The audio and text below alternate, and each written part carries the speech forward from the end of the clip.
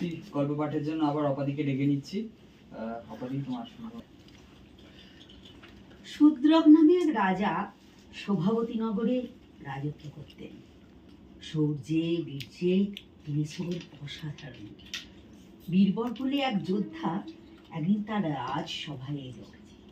তার এক হাতে ঢাল আর এক হাতে তলোয়ার, কোমরে গোজা ছোড়া, সঙ্গে পত্নী ধর্মবতী, ছেলে সত্যবর ও মেয়ে বীরবতী। বীরবর রাজাকে কুর্নিশ করে তার কাছে কাজ চাইল। রাজা বীরবরকে জিজ্ঞেস করলেন, ভাইয়ের শোকে মারা গেল বীরবতীও। বীরবর সবই দেখল। বউ ছেলে মেয়ে যখন কেউ রইল না, তখন বেঁচে লাভ কি? এই ভেবে সেও খড়গাঘাতে প্রাণ দিল। রাজা শূদ্রক আড়ালে থেকেই সব দেখে মনে মনে বললেন, আমার জন্য এতগুলো প্রাণ গেল, ঠিক এ জীবনে। এই বলেই দেবীর খড়গ হাতে নিয়ে নিজের মাথা কাটতে গেলেন। অমনি দেবী চণ্ডী বললেন, মহারাজ, এ কাজ করবেন না। আপনার সাহস আর বিচারে খুশি হয়েছি, কি চাই বলুন। রাজা তখন বললেন, মা, এদের সবাইকে বাঁচিয়ে দিন। দেবী বললেন, তাই হোক। আর তখনই বেঁচে উঠল সবাই। পরদিন সভায় বসে রাজা শূদ্রক পাত্রমিত্রদের বীরবরের অপূর্ব কাহিনী শোনালেন। সবাই তার জয়ধ্বনি দিল।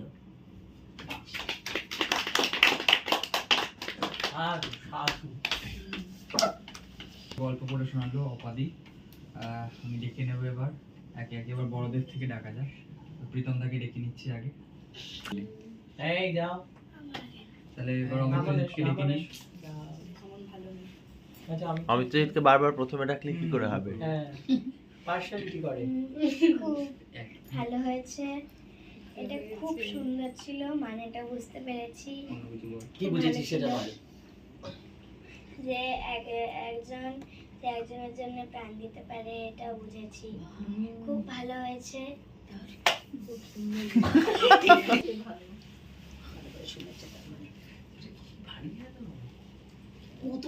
এটা খুবই সুন্দর একটা গল্প। এটা যদি একটা নাটক হয়, এটা খুবই ভালো হয়। এটা আমার খুবই ভালো লেগেছে, খুবই ভালো লেগেছে। আর কি বুঝেছিস সেটা বল। গল্পটা মানে কি? ঠিক আছে, নাটক হলে বুঝতে পারবি, তাই তো? তারপর নমস্কার, আমার খুবই ভালো লেগেছে। আমাকে বল। খুব ভালোভাবে বলেওছে। আর এটা থেকে আমি যা বুঝলাম, একজনের জন্য একজন প্রাণ দিতেও মানে পারছে, যে এতটা সাহস আছে ওর মনে। এই জন্য নমস্কার। রাত্রিকে ডেকে নেবো।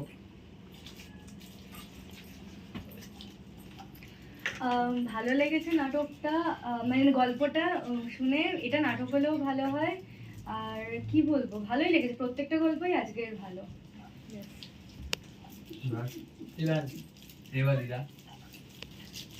না, অপাদি বলার ধরনটা খুবই সুন্দর। ঠাকুমার ঝুলির মতনের সব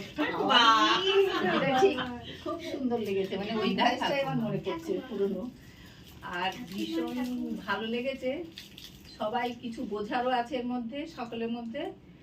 বুঝলেই কি হবে, আমরা তো সেই ধরনের নই। তখনকার দিনে আলাদা জিনিস ছিল। যাই হোক, ওগুলো গল্পের মধ্যেই হয়। এমনি ভালো হয়েছে খুব। ঠিক আছে। গল্প পাঠ একটা সুন্দর জিনিস, যেটার মাধ্যমে এই সকলের মধ্যে যে গল্পগুলো আমরা অনেকে জানি না বা অনেকের অজানা, তার মধ্যে একটা জানা অজানার একটা সূত্র তৈরি হয়। আর এই গল্প পাঠ করতে করতে মানুষের মধ্যে কি হয়, একটা আগ্রহ তৈরি হয়। বড়রাও ছোটরাও যেমন পাঠ করছে, তেমনি বড়রাও পাঠ করছে। এই জিনিসটাই সবথেকে ভালো। তার মধ্যে আমার মনে হলো যে উনি যে গল্পটা পাঠ করেছেন খুব সুন্দরভাবে মানে পাঠ করেছেন, এবং গল্পটাও খুব সুন্দর। এরকম যদি আরো গল্প হয়, এরকম করে চলতে থাকুক, সেটাই আমি চাই। ধন্যবাদ।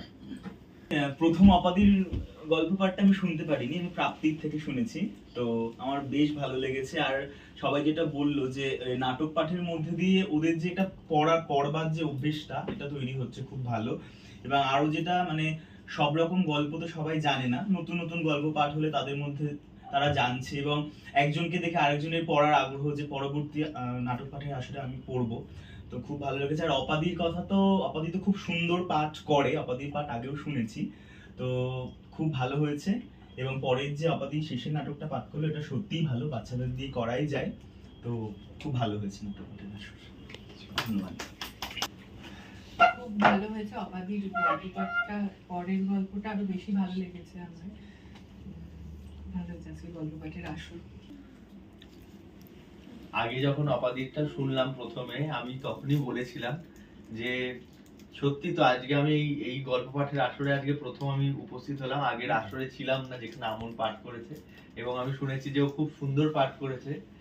তো আমনকে অগ্রিম না মানে কি বলে ওটাকে, যে না থেকে এখন শুভেচ্ছা জানাচ্ছি। আর প্রাপ্তিও খুব সুন্দর পড়েছে। প্রাপ্তি যে এত বড়দের মতো করে পড়বে এটা আমি ভাবিনি। কালকে উপহার পেয়েছে যে বইটা, সেটা থেকেই একটি টেনিদা পড়ে শোনালো। অপাদি যে গল্পটা শোনালো প্রথমে একদম ছবির মতো পরিষ্কার বোঝা যাচ্ছিল, এবং খুব বেশ ইন্টারেস্টিং একটা গল্প, যেখানটায় একটা বন্ধুর বুদ্ধির পরিচয় পাওয়া যাচ্ছে এবং সে বন্ধু কিভাবে তার বন্ধুকে চালিয়ে নিয়ে যাচ্ছে সেইটা দেখা যাচ্ছে। যে সৎ বন্ধু পেলে আমরা কতটা উপকার হই, কতটা এগিয়ে যেতে পারি সেটা বোঝা যায়। আর পরে যে গল্পটা সেটাও খুব সুন্দর, বাচ্চারাও খুব এনজয় করেছে, যেখানে পরিবারের পাশে থাকা সেটার বার্তা দেয়। তো সব মিলিয়ে আমার তো খুব ভালো লেগেছে। নাটক বলছি যে গল্প পাঠের যে আসর, সেটা সত্যি খুব সুন্দর, এবং ওরা আরো আগ্রহ পেলে আমাদেরও আরো ভালো লাগবে। ধন্যবাদ সকলকে। আজকে নাসার পক্ষ থেকে আমাদের এই অনুষ্ঠানটা হচ্ছে গল্প পাঠের আসর। কোভিড সময়ে কিছু আমরা গল্প পাঠ করেছিলাম, নাটক পাঠ, গল্প পাঠ অনলাইনে হয়েছিল। তখন কোভিড চলছিল, বাচ্চাদের তো সোশ্যাল ডিস্টেন্সিং এর জন্য একদমই বাড়ি থেকে বেরোনো। কিন্তু তখন আমাদের মনে হয়েছিল যে বাচ্চাদের যে বোর্ডগাম, বাচ্চাদের যে ডিপ্রেশন, সেগুলো কাটানোর জন্য এইটা অনলাইনে করা উচিত।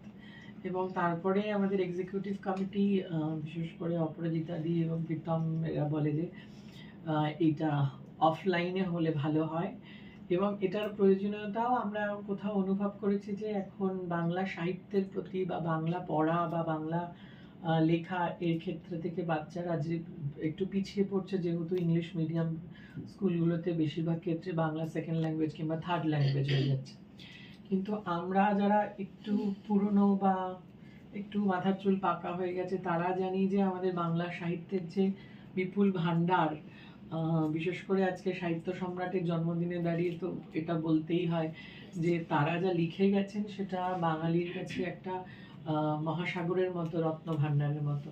সেগুলো আমাদের জীবনে, তাদের যে দর্শন লেখাগুলোর, সেইগুলোর মাহাত্ম্য এই আগামী প্রজন্মের কাছ থেকে কোথাও ফেড আউট হয়ে যাচ্ছে।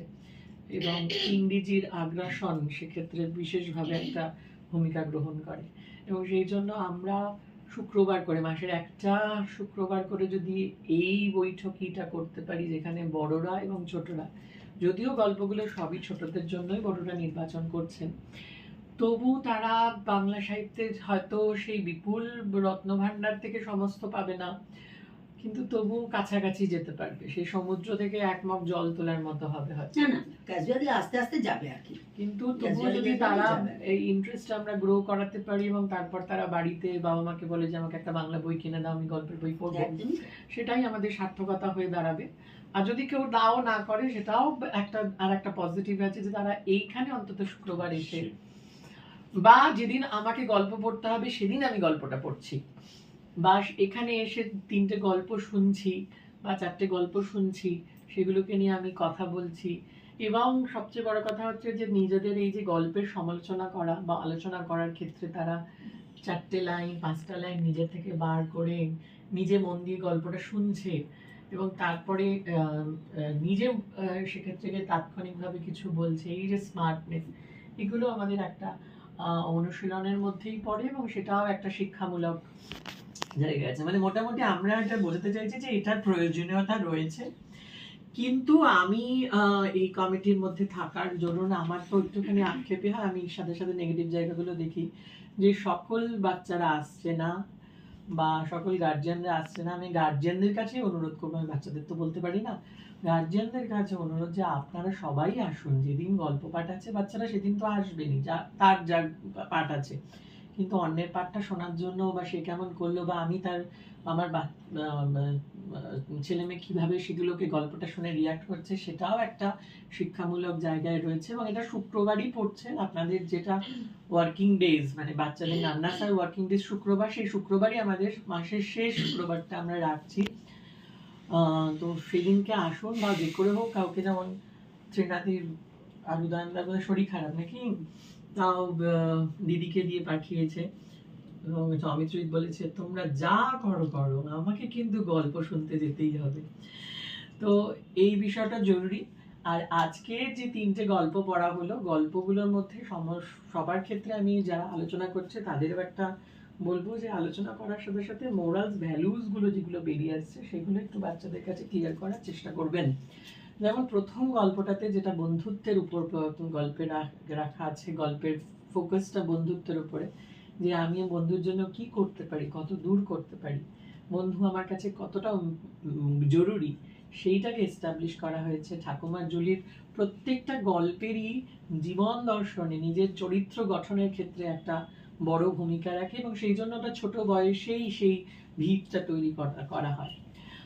প্রাপ্তির গল্পটা নেহাতি মজার গল্প, হাস্যরসের গল্প, যেটা বাচ্চাদের কাছে কৌতুকের সৃষ্টি করে এবং সেটা হাসি কতটা জরুরি সেটা ওই গল্পটা থেকে বোঝা যায়। আর তৃতীয় গল্পটার গুরুত্ব আরো বেশি, যেখানে আত্মত্যাগ, নিজের জীবন দিয়েও অন্যের উপকার করার এই যে প্রবৃত্তি, এই প্রবৃত্তিকে এস্টাবলিশ করে, প্রতিষ্ঠা করে সেই গল্পটা। তো আমার মনে হয় এই গল্পগুলো খুব সুন্দর এবং আমাদের গত দিনের প্রথম মানে একাদশ, আজকে একাদশ তাই তো, দ্বাদশ যে বৈঠকটা হয়েছিল সেদিনকেও সুন্দর সুন্দর গল্প, দশমটা, সেই দিনকেও সুন্দর সুন্দর পাঠ হয়েছিল, আজকেও সুন্দর সুন্দর পাঠ হলো। এবং আগামী মাসেও 31শে জুলাই ঠিক 5:30টার সময় আমাদের গল্প পাঠের আর একটি আসর থাকবে এবং সেদিন আমাদের ছোট্ট সদস্য অমিত্রজিৎ গল্প পাঠ করবে, আর আমি একটা ধীরে সদস্য সেদিনও একটা গল্প পাঠ করব। তো আপনারা সবাই আসবেন। আমি নান্না স্যার এক্সিকিউটিভ কমিটিকে বলবো সে বিশেষ করে প্রেজেন্ট থাকার জন্য। This is our responsibility. করা শব্দ এটাই বেরোলো, আর কিছু বেরোলো না। তো আপনারা সবাই আসুন আর এটাকে সফল করুন। বাচ্চারাও যাতে আসে, আমি কোঅর্ডিনেটরকে বলবো। আমি কি বলবো আর কোঅর্ডিনেটরকে, এইটুকুনি বলা। আজকের অনুষ্ঠান আজ সবারই ভালো লেগেছে, সবাই সাইন করেছে নিশ্চয়ই। তাহলে দেখা হচ্ছে আগামী মাসে 31শে জুলাই। ধন্যবাদ।